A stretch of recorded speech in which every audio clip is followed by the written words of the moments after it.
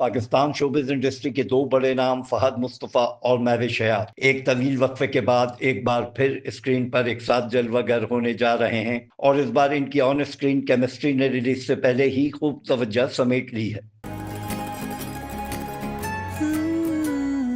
लग रहा है।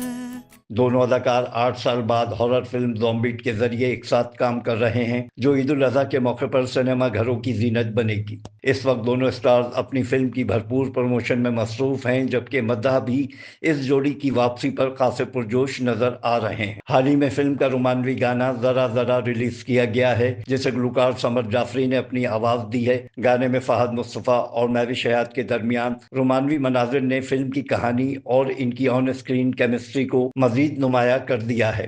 हो सिलसिले जैसे जरा जरा बेकरारियां हैं जरा जरा।